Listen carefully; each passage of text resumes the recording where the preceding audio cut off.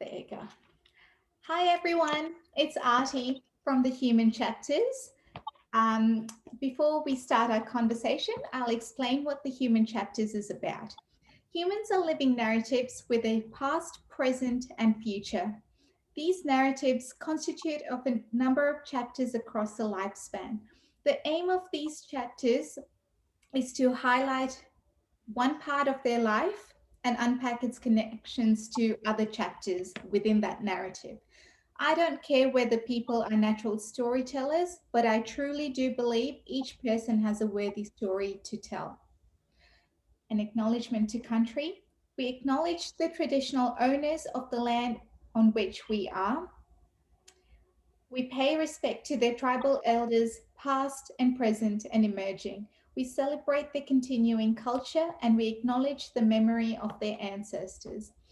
Today, we're going to be talking to a wonderful friend of mine. His name's Arjun, and the chapter is Complexities of Culture and the Birth of Dancing Queen. I'll get Arjun to introduce himself. Go for it, Arj. Thank you, Arti. So my name's Arjun, and people call me Arj sometimes just because of the challenge of pronouncing the name. So I'm actually based in Melbourne, Victoria, and I've been in Melbourne for about 10 years, and I originally come from Kenya. So Arti and I actually share the same sort of background.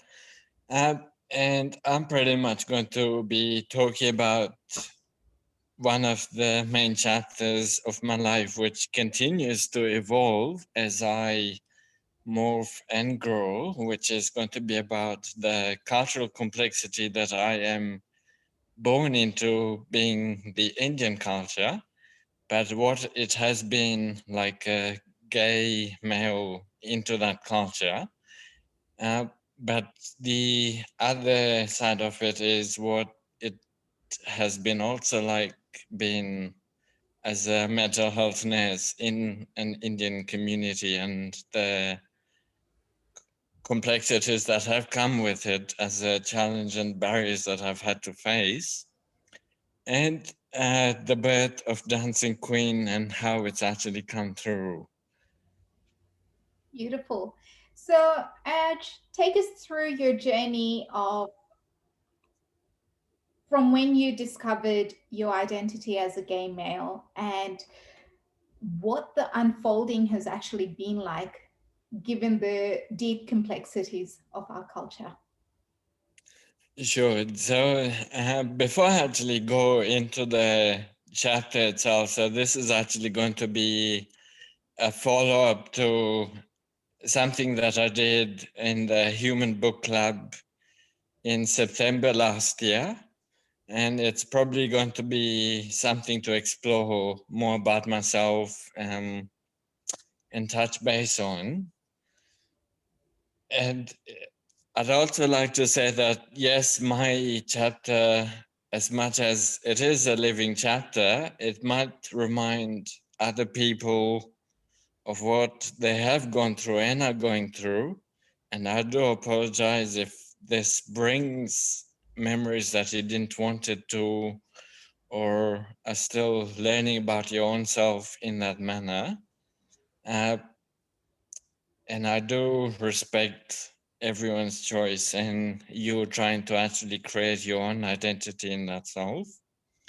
So talking about my own journey in what it has like, what it has been like. So for me, the journey actually started when I was about 12 or 13 years of age. And it pretty much started when I was going through adolescence into teenage sort of years. And the first time it sort of happened was when I was into swimming through primary school. And how it usually started for me was when we're into the change rooms getting changed into the Zoom way sort of a thing. So I'd often be staring out at boys point blankly, both in the change rooms and out in the swimming pool. Obviously, at that point, I didn't really know what it meant. And I was trying to understand it and not really having someone to talk about and what it really meant had its own challenges. And as I grew into an adult, I still didn't understand it when I went into high school. I had a crush on one of my best friends, and till today he still doesn't know that that happened. But I talked about it with another friend about it, but not too sure that he understood what I was actually going through. But he gave me a listening ear, gave me a different perspective as to what I was going through. But I think reflecting back on that journey now, it was also the stigma of being judged within an Indian community, as I actually went to a private school that was full of Asians uh, to say, and where you actually have that mentality that you can't speak about same sex couples or any relationships of that matter, or even mental health as per se. To speak about it was a no. And people would often judge or things like that. And that's still in today's reality, that still happens, which is unfortunate. And I guess with people being more aware with how and how people actually can change other people's views and how society can actually be more accepting and more forgiving Mm. could be a way forward in how that could potentially be changed. But as I migrated to Australia, I moved to Adelaide. Being in a new country at that point, I hadn't really explored my sexuality and still hadn't understood what it meant for me. So all the new friends that I made had suggested that, yeah, let's go out to a strip club, whatever. And I kept saying no. And then some of the friends actually suggested, let's go to a gay bar. Again, I said no because one of the friends was unsure about himself, and it was a good way to explore his own sexuality. But I think it was the fear of being judged and being rejected into a new society, a new community. And for the fact that I didn't really understand my own sexuality at that point in time. A few years later on, I actually moved to Melbourne, and that was when, so I was about 23 or 24. That's when I actually explored my sexuality with a guy for the first time. Mm. And that was also when I sort of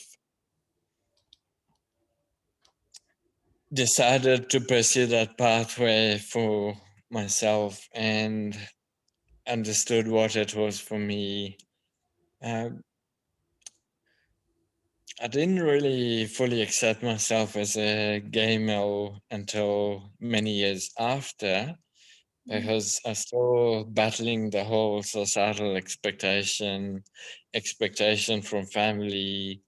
And even though, yes, I understood what it meant being a gay male, but it was behind closed doors sort of a thing, and my identity was very much hidden. And every time I went back to Kenya and the topic came up, are you seeing someone? Can we introduce you to a girl? and etc. And I kept deflecting that whole question. Uh, Much later on, I'm like, yeah, no, I'm actually not ready for a commitment, sort of a thing. And I was still trying to avoid the whole notion of settling down or actually coming out to my family, who I was actually fearful of being rejected and being abandoned and all that, and the mental pressure and mental stigma that went with it, with society not accepting myself and the family and the pressure that it would have put on the family itself for being different from the rest of the society in terms of actually having an attraction for men as opposed to females, or in that sort of a relationship. Eventually, I did come out to my family, and that happened in 2017. So that was not the easiest experience, and there's never going to be an easy experience for that when it happens. Again, the challenges with the Indian societies, it's about how you're perceived within the society, within the family, that it's not okay to have a same-sex partner or a same-sex relationship, and the whole societal expectations of actually having uh, the norms or fitting the norms of male getting in a relationship with a female, and that's how the relationship integrates and the society sort of functions on that, is still a huge barrier with how the society is still accepting or working towards accepting people that are different, be it your sexual preference or be it a disability of some sort, or be it mental illness, as per se. And it's a shame that within the, and I speak for the Indian community as per se more than others, because that's what I am born into and that's what I have experienced. I do not speak of other cultures, and I do not disrespect any culture whatsoever in any form. This is just my experience. But within the Indian society and my experience, there's a lot of close mindedness in terms of actually accepting people that are quite different and have different trajectories. And that has had its own challenges in trying to work through. Yes, it has affected my own mental health in one way, uh, and I've actually put strategies in place. And I guess being a mental health nurse, I've learned strategies myself to sort of overcome that. I've had great supports with friends initially that I came through, and now most of the family is on board with my preference, and they don't really question it so much, which is great that I've actually been able to do that and accomplish that. Uh, in terms of what or how the Dancing Queen was born, so that started in high school, and that was pretty much, I guess, when some of my peers sort of saw the feminine side or the queer side of me in high school coming out. And I don't necessarily say that is a bad thing or a negative thing. That is my personality, and I can't change that. But it was also because I used to be able to dance to trance and techno without a drink, and hence Dancing Queen was born. So I started writing poetry about the same time that I was unsure, coincidentally, about my sexuality, which happened to be around 12 or 13. Mm. And last year, as I was writing more poetry, and I actually decided to embrace Dancing Queen in a more positive manner and positive light. And that's was going to be my identity, to actually use that to sign off on any sort of work or poetry that I did in a queer manner and embrace it in that light. Mm. So that's been my journey so far. Okay. Now, I have a heap of questions, of course. I think, No, yeah, it because would that, be natural. yeah, absolutely. No, thank you so much for that.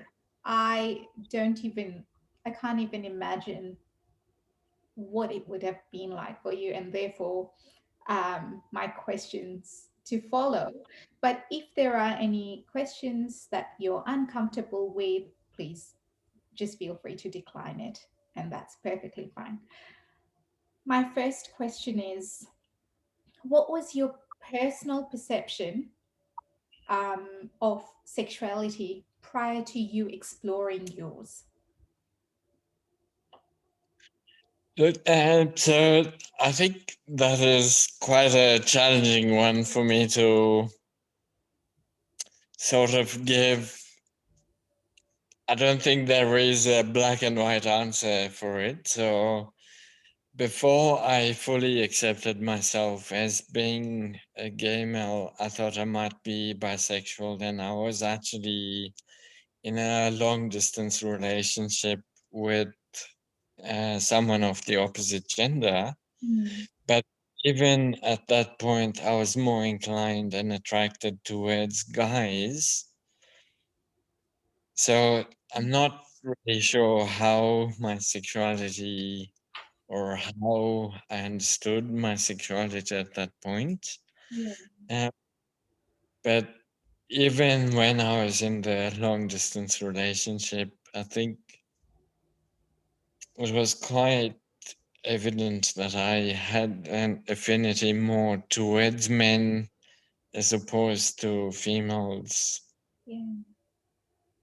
And then I actually decided to explore my sexuality with men and possibly be bi-curious, or if that was even a term at that point, or an identity or crisis that I was going through at that point. Yeah. Um, but when I actually explored my sexuality with a guy, which happened in Melbourne, I think I sort of, the gut feeling sort of came out and sort of said, yes, no, this is who I am, and this is who I've always been. It's just that I didn't know, and it took me a while to actually realize who I was. Yeah. And I think reflecting back on that, and reflecting back on the bill that's just been passed in Victoria today with conversion therapy. So, uh, in terms of the LGBTI community in Victoria, this is actually great news for the community, because it means that there is actually formal supports in place, because often, again, I refer to Asian culture where people with limited knowledge will often try or will aim for some sort of a conversion therapy to happen if your child is coming out as either gay, and by gay I refer to the broader term Mm. of the whole LGBTIQA complex, and conversion therapy would pretty much aim at, or the intention would be that yes, so if you're actually different, let's see if we can try and focus on you fitting the norms of society, etc. And so I think, yes, it is going to take time in working with this community in particular and educating this community, but on the other side of the coin, I think with something like this, it's actually going to give people more power and more freedom and more choice when people are going to be more accepted and more, uh, Absolutely. yeah. So, what, and I guess uh, acknowledging generation gaps too, which have a huge impact in actually trying to understand what people are going through, which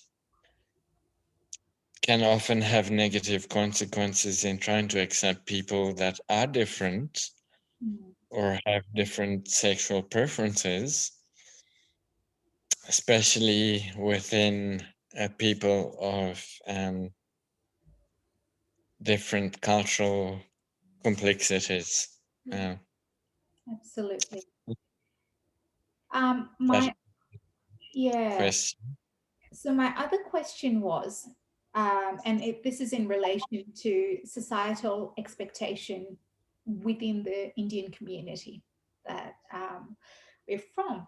Tell us a little bit about, I suppose, the male societal expectation for yourself. So I'm going to rephrase or clarify to understand that actually we're on the same page. So is it more societal expectations of men in general? Men in the Indian community. In, so within the Indian community, it is expected that male have the more dominant nature.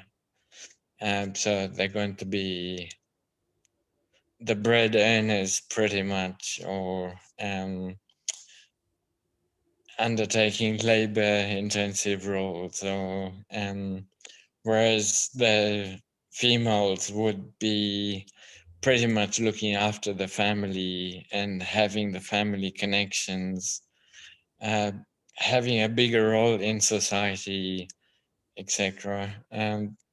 Whereas I think, in my opinion, irrespective of whether you are in a same-sex relationship or not, the roles of what a male and a female can do should be equally shared. And I don't think cooking is a great example where in the Indian community, so men are often not allowed to go into the kitchen, and you're shamed upon, especially if you have your elders still with you, that, oh yeah, no, you can't go into your kitchen.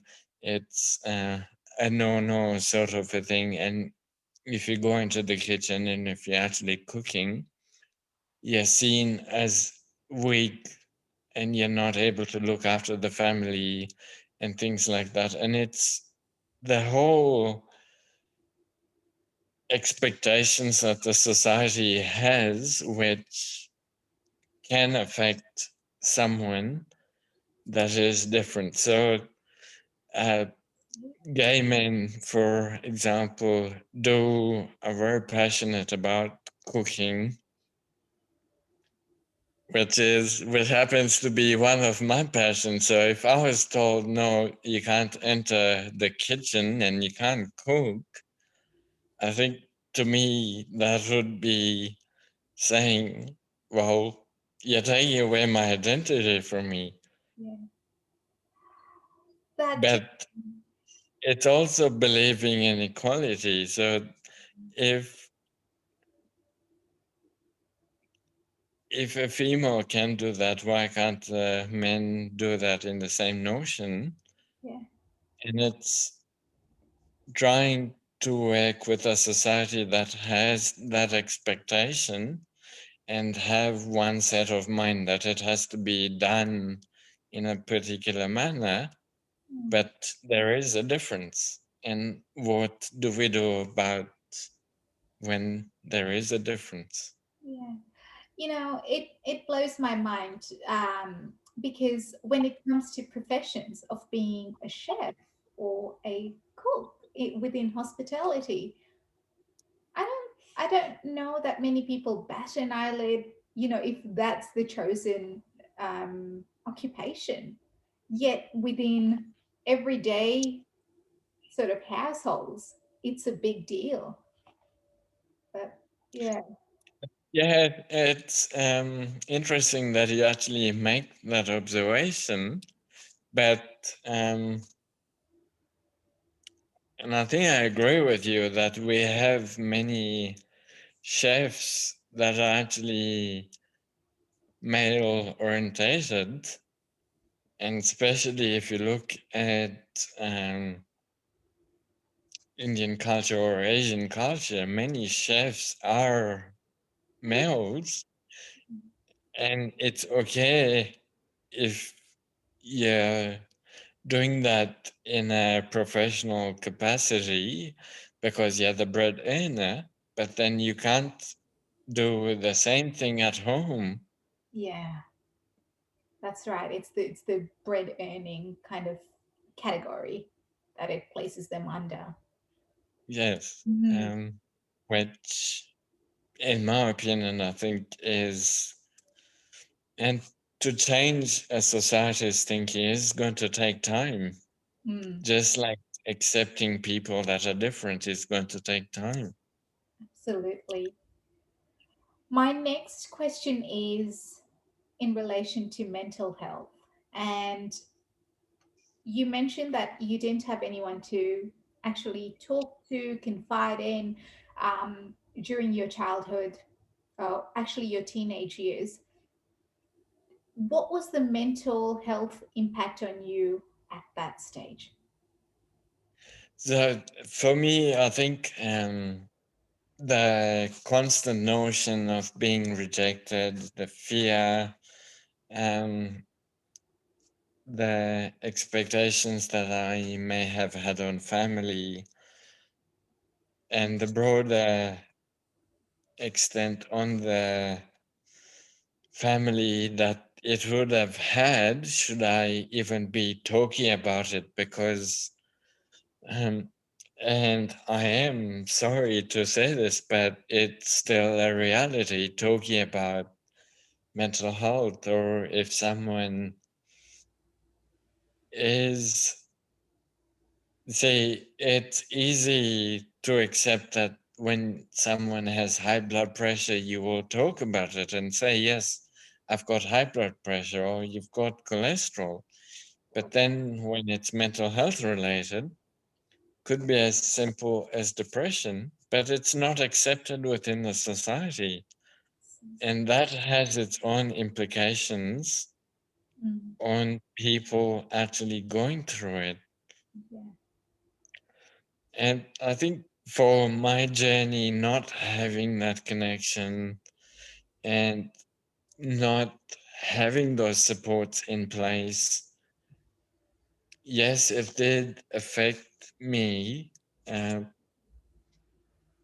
but I guess the protective side was because I didn't really understand my sexuality too much. And because I still going through teenage years and actually growing as part of that process, Mm. that in its own probably helped,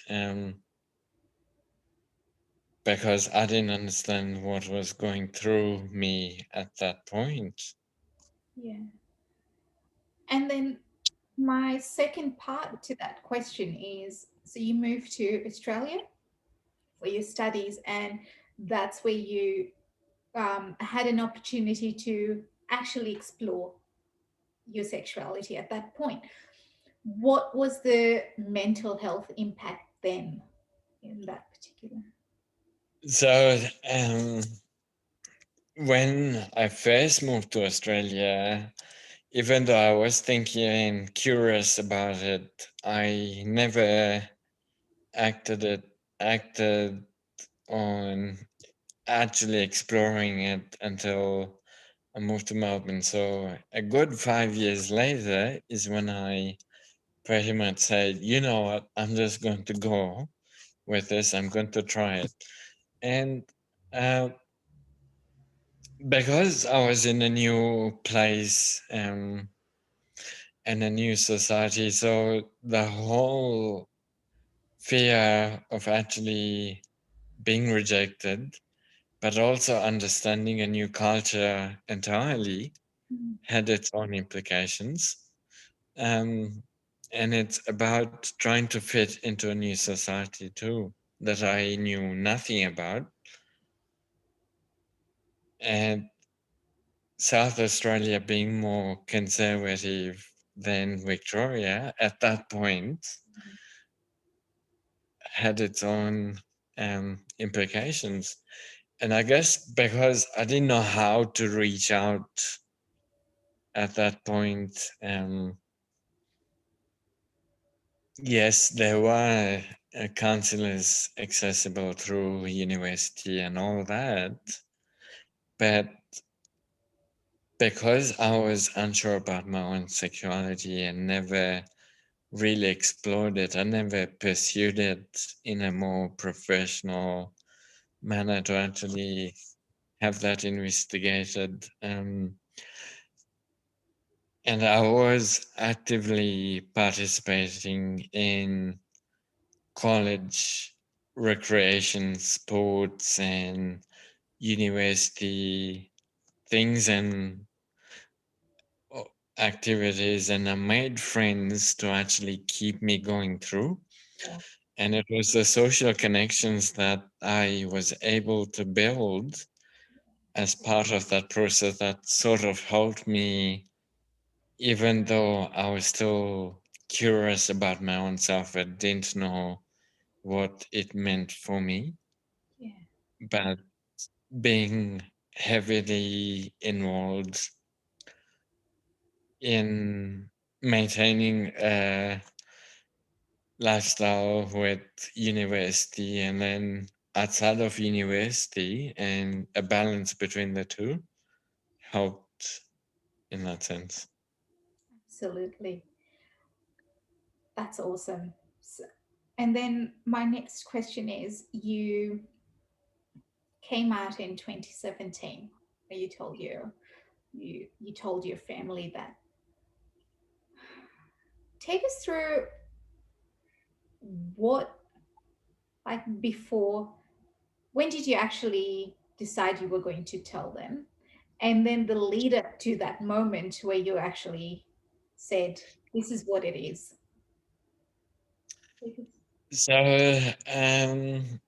I think it may have been about 2015, possibly, or 2016 that I actually this maybe 2015. So I decided to play an April Fool's prank on my parents, and it was pretty much, oh yeah, what are your thoughts about me dating a guy, sort of a thing, and just to gauge how they would actually respond and take. And I played along for a while. Mm. Uh, was not well perceived. So then I sort of said, no, happy April Fools. And the first person in the family that I came out to was my sister.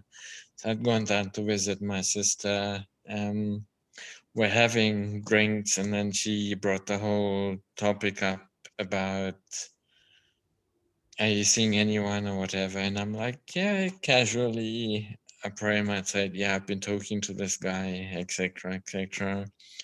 And she was very supportive of it. And then I came out to more friends, my best friend, and all that.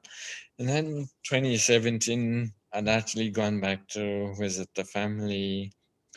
We'd gone on a safari and we're having pre-dinner drinks, and it was just my parents and I. And my dad brought the whole topic up. Yeah, now it's actually time for you to settle down.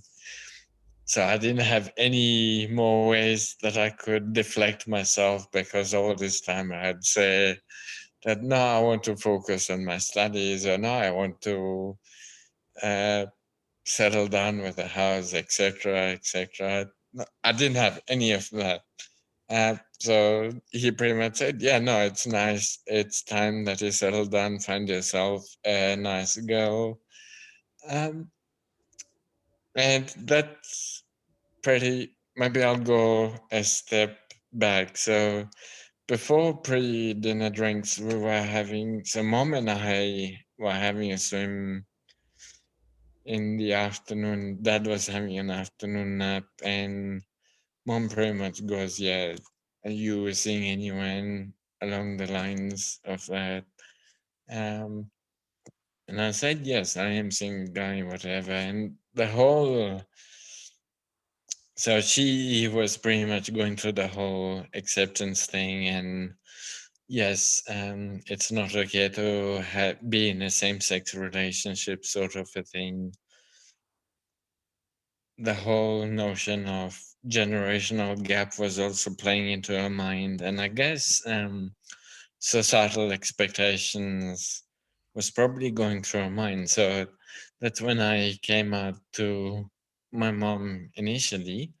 And then fast forward to the pre-dinner drinks, and yeah, my dad's like, yeah, it's time to settle down with a girl. And I pretty much said that there's going to be no girl in the picture. Yes. And my dad asked me, are you gay? And I'm like, yes. Okay. So at that point, there was pin drop silence. And then all three of us decided to go for dinner.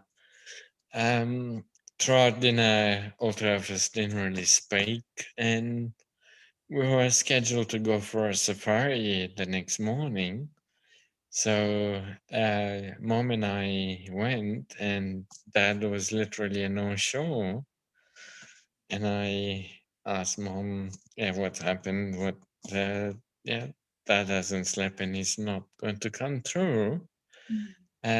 So after the safari, we had breakfast. I still hadn't seen my dad. And then we were getting ready to go to check out and go back towards Nairobi. And through the drive back, so dad and I didn't really exchange Mm. any words, and I was pretty much the GPS or navigation system to help him in that sense. And those were the only exchanges that we had, and that was it. And then after dinner, all three of us sort of sat down, and we had a deep talk. And the first sort of question that popped through was, what about kids? And I'm like, I do want kids, but I'd actually like to adopt Mm. kids as part of the process.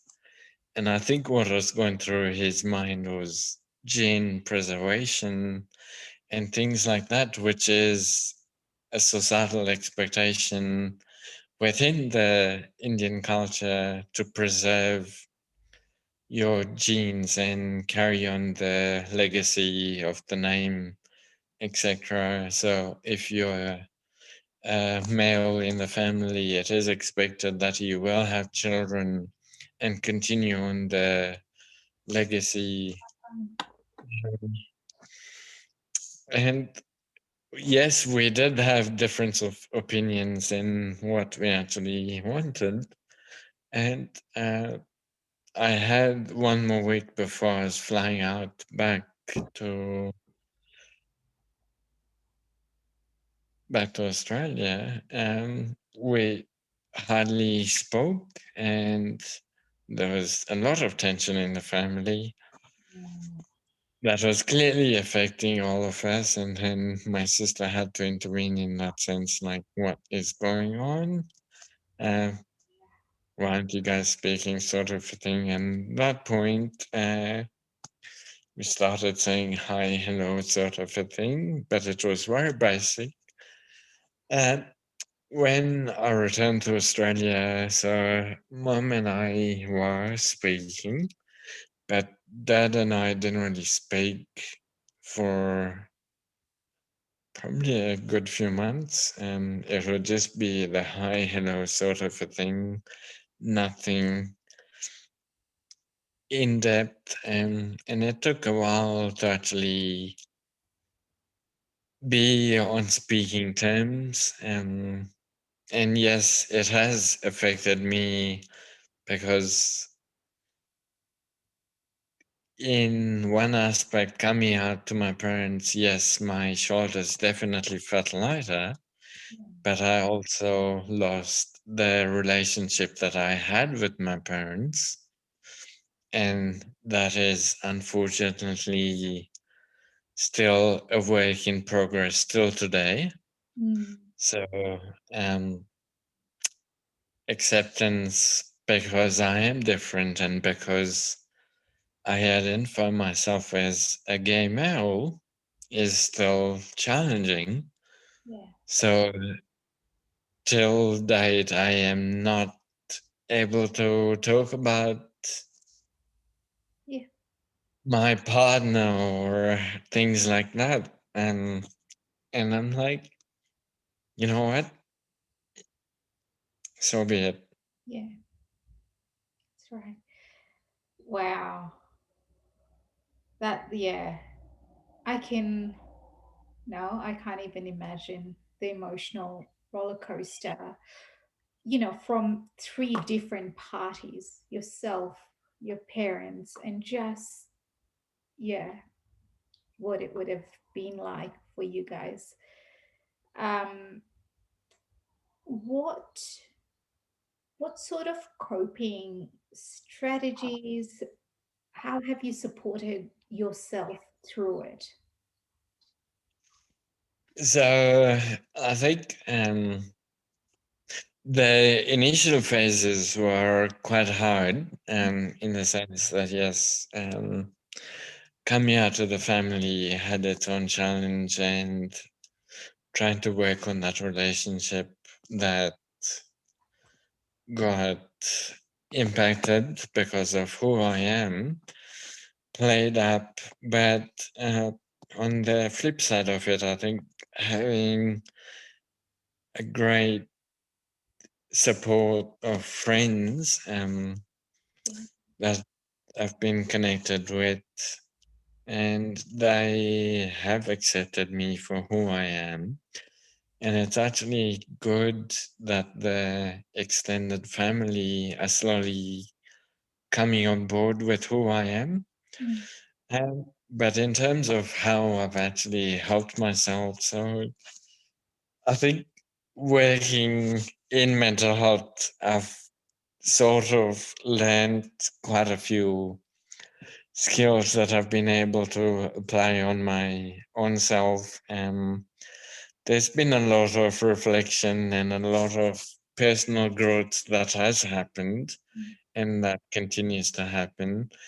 But some of my passions that I still have is till date, I actually played badminton and actually being enrolled in that community, but I enjoy being in nature and exploring nature, hiking, adventuring, and things like that that have actually helped me.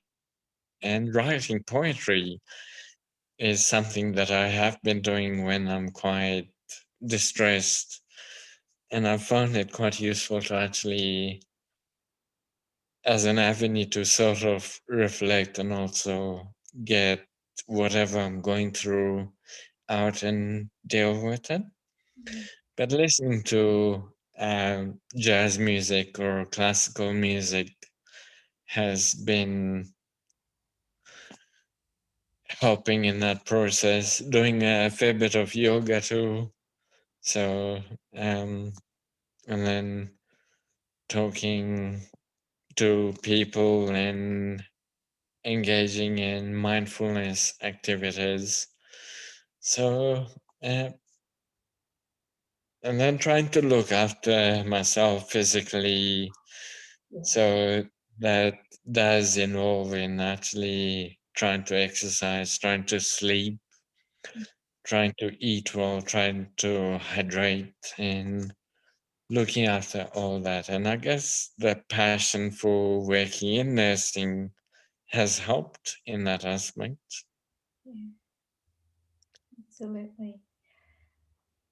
That's amazing. The other thing I was thinking about when you did come out to your family, and you've mentioned the generational gap a couple of times in this conversation, was there a massive difference between coming out to your parents as opposed to your grandparents, or the, yeah, the likes of your grandparents?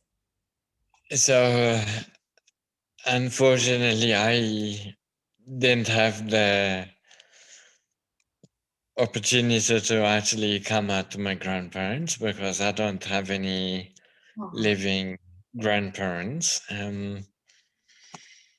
So that is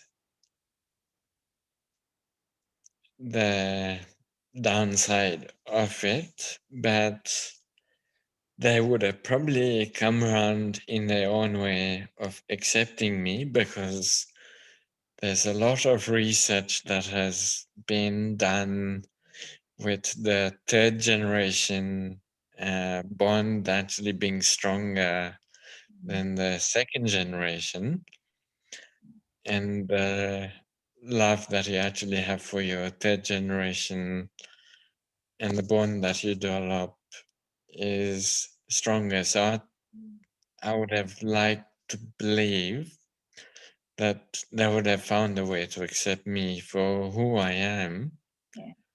irrespective of, yes, they would have probably had it more challenging than my parents to actually understand what it is for someone to be different with a same sex Mm, preference or something like that. yeah, But I think they would have come around. sure. But in terms of the generation gap, so being born and brought up in Kenya, like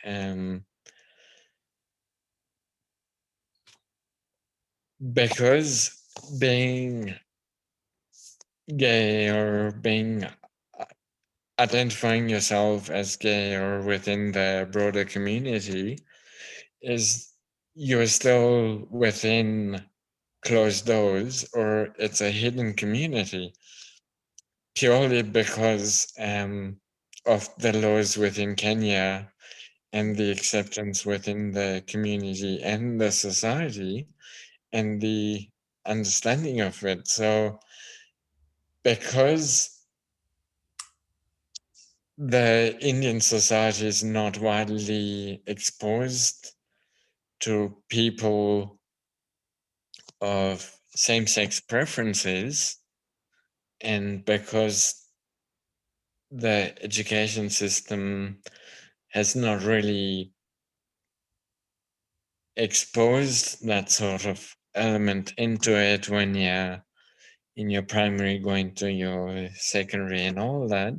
So that gap is going to be there in terms of accepting people that are different. Mm.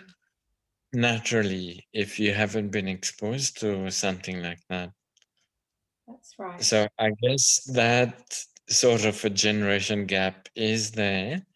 For me, I think being fortunate coming into Australia where same-sex um, preference is more widely accepted now than it was when I first came to Australia is a positive step. And I think I do hope that Kenya and the Asian society will be accepting and working towards accepting people that are different. I hope so. I truly do hope so. And so, for the urgent sitting here today talking to me, what is embracing your identity like? Or what do you, yeah, talk us through what it is like today, given that it's been so long regarding the hardships, the challenges, the exploring, the discovery. What does it feel like today? I think today I can definitely say that I feel proud and I have accomplished something within myself. So I have my own identity and Dancing Queen, which is there, and that's always going to be me. For the fact that I have actually been more confident with my own sexuality, for the fact that I can actually talk about it more openly and help others that are going through this journey and still exploring about themselves. I can confidently say that yes, there will be others in this process that are still going through what I have gone through, and what I would also like to believe in, what doesn't break you makes you stronger. So, yes, I have had to go through these hardships and it has affected me. But on the brighter side, I'm still sitting here and I've been able to reflect on this, and I can still say that I have been able to achieve a greater identity compared to when I was 2 years ago or 10 years ago, when I was still unsure about my sexuality. And even if I reflected back to last year alone, when I did the human book club, when I talked about my sexuality in a public space for the first time, to now, I can actually talk about it in more confidence.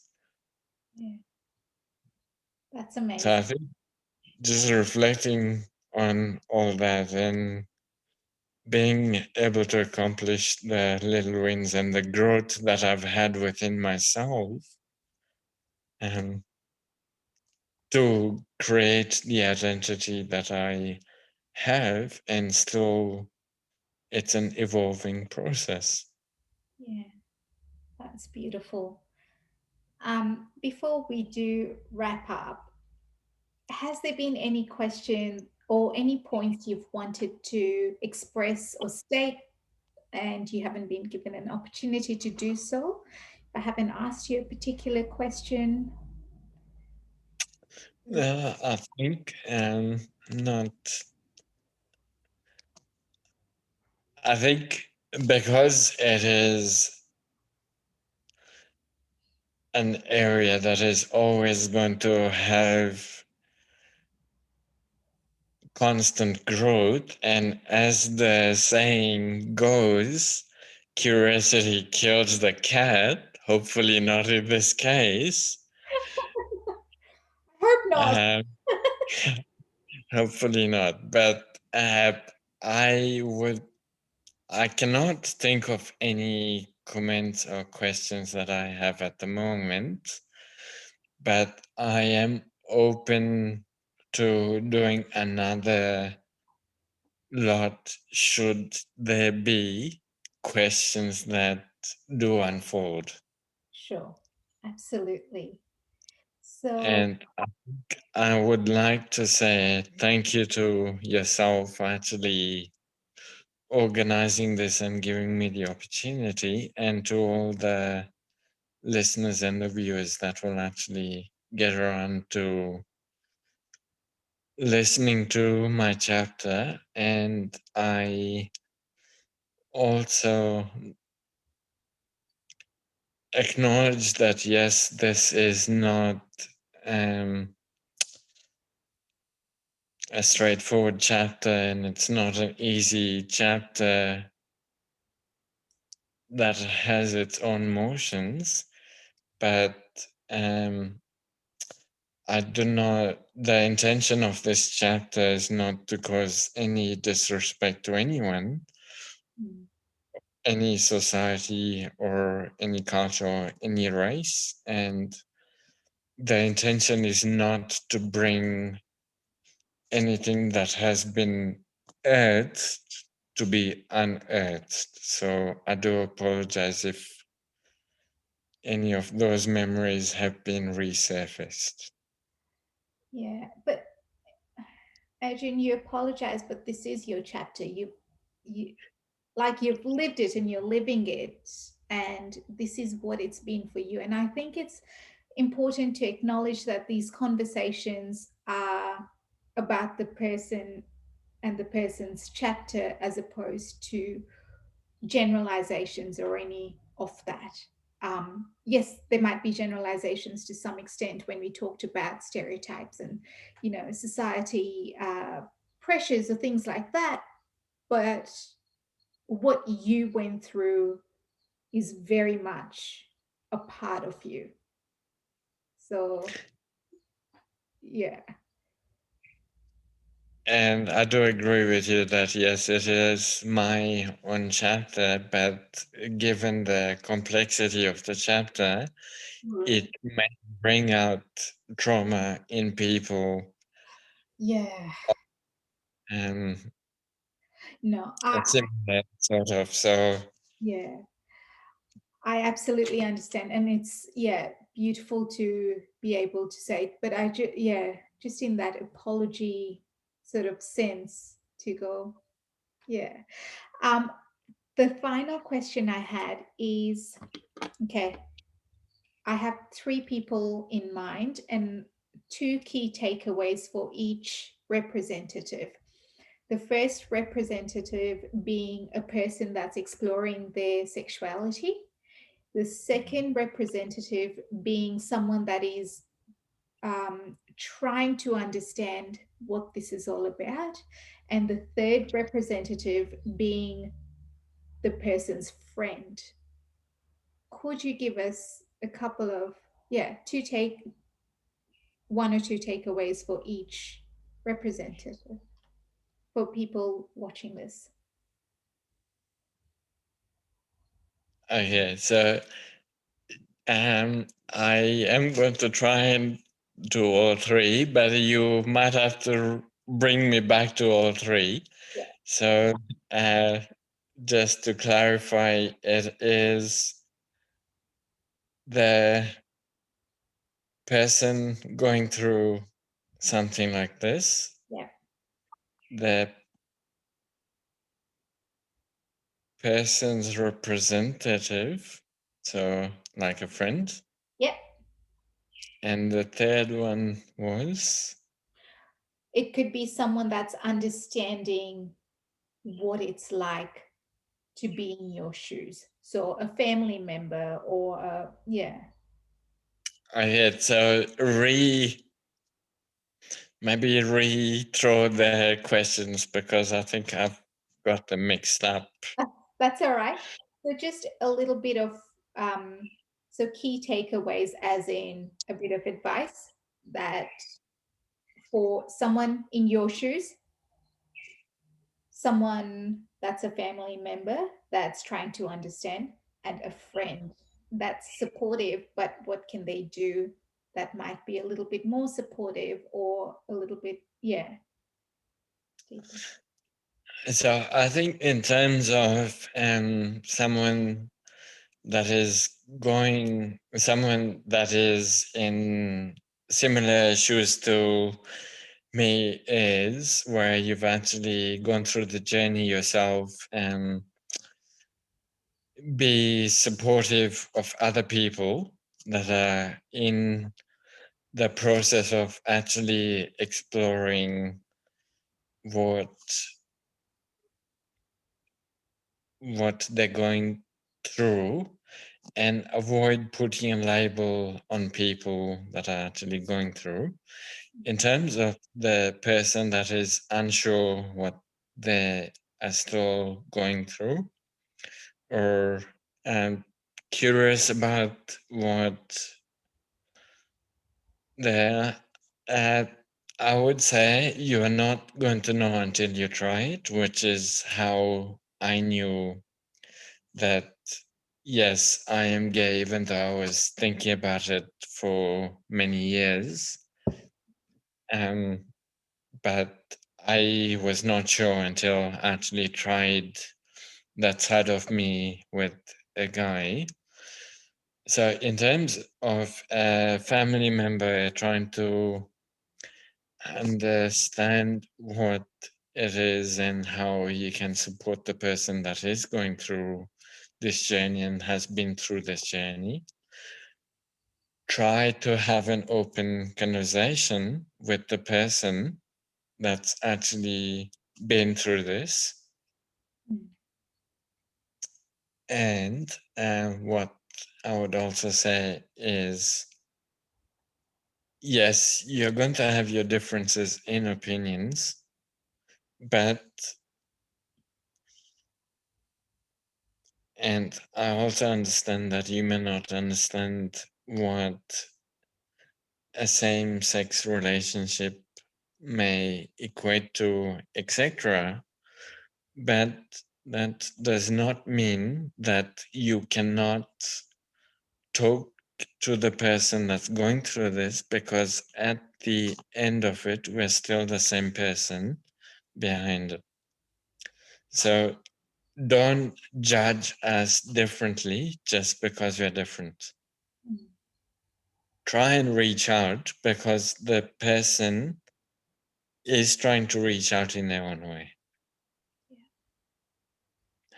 And in terms of the support person, be it a friend, extended family, what could be beneficial, so everyone is going to be different.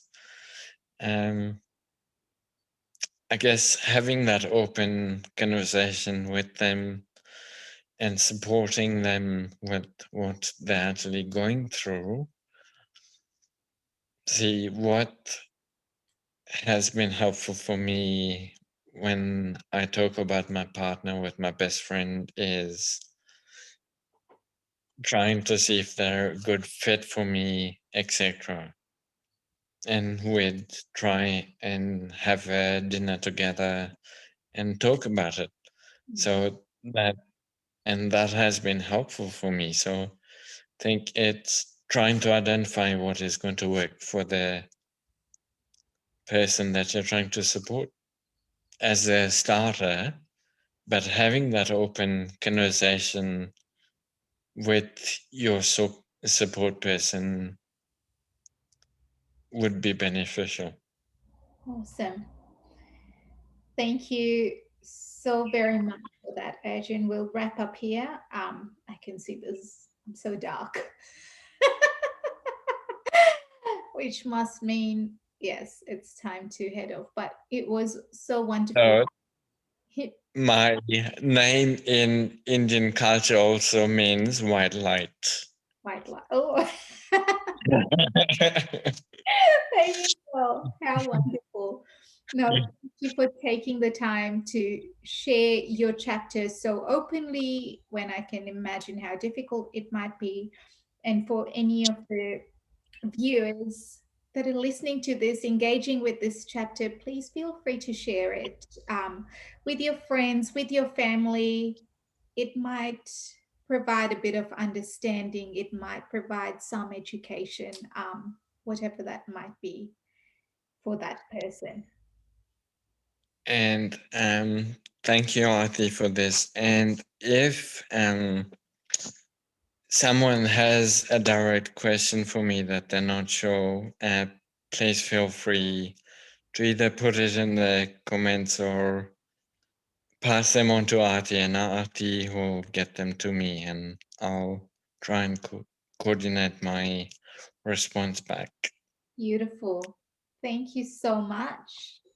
I'll end. Thank you, Arti. You're welcome.